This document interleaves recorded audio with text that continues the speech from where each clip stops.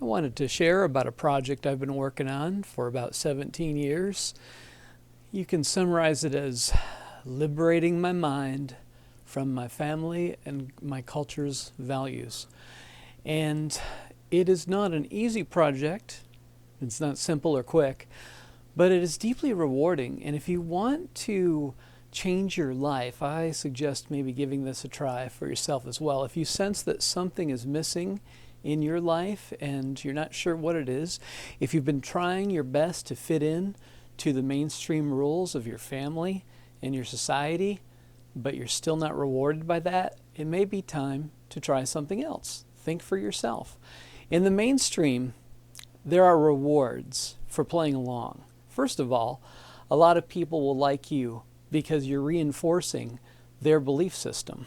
Your family will like you even if their dysfunctional values are reinforced and enabled. They're going to encourage you to not challenge them, to think for yourself or challenge the way they're doing things. They don't want to be challenged, so they're going to encourage you to play along. And this is happening on a societal level as well.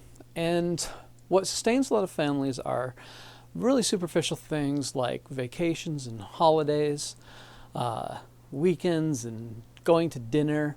And I think about the scene from The Matrix where there's a character who decides he knows that the Matrix is false and that that stake is not real, and he's going to go back there anyways because he doesn't care. It's too abrasive to live outside of the Matrix. And that film, the first Matrix, really works well as an analogy for how people are kind of plugged into the machine and society is kind of controlling their minds and their values and what works for them and so forth. But as individuals and as a species, we don't evolve unless we question the norms. And if you are a person who questions the norms, you're going to have to be ready to face loneliness and face judgment, but at the same time, create a deeper connection to the spirit realm, because the only way you can really understand and receive from the other side, so to speak, messages, guidance, synchronicity, you have to be at a different vibration than most people are living at, which means you have to live your own truth. You have to stop following other people's stories and guidelines and live your own. Think for yourself. Question what you really, really want from this life and what you value. Re-examine sexuality the way that we're told sexuality should be packaged, for example. Question your work. If your work is not something you look forward to, why did you stop looking? Why did you stop trying to find or create work that is rewarding? Question our relationship with animals.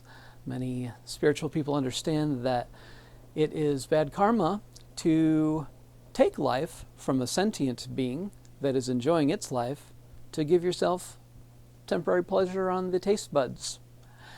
It could be that human babies taste great for all we know, but we don't eat them because we have empathy. Expand your empathy to animals. And that, from my perspective, goes to dairy as well. They take calves away from their moms, from the cows, and hook them up to machines, suck milk out of them so we can drink something we really don't need. You can have soy milk, rice milk, almond milk, etc., etc., etc. It's fine. It'll sustain you. You get your calcium. Stop punishing animals. Stop trying to be liked by people who you don't even respect.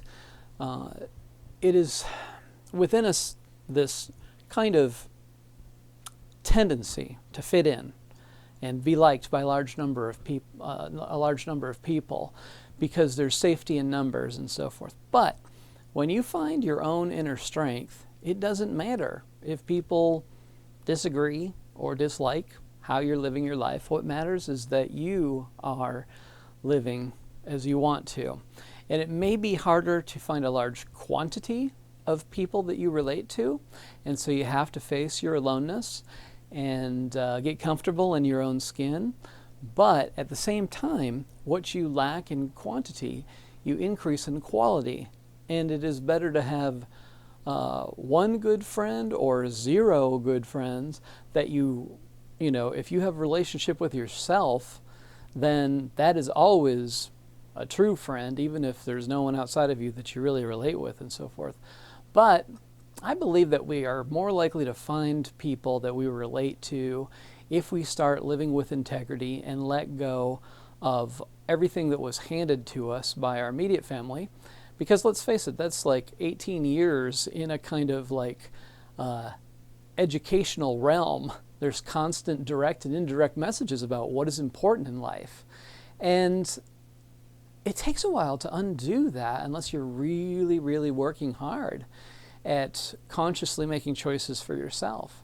And through the media, we get the constant messages of our culture and see what society thinks that we should do and wants us to do. But if you liberate your mind truly, you can do amazing things, and every day can be a true adventure in which you might not know what's going to happen because you're not plugged in anymore. You're not just following on this very narrow path that is handed to you. You don't know which way it's going to go, but it's yours. Finally, it's yours. And I think that's what people long for, is to live their own life, but it means a willingness, courage, and strength to break away from what was handed to you.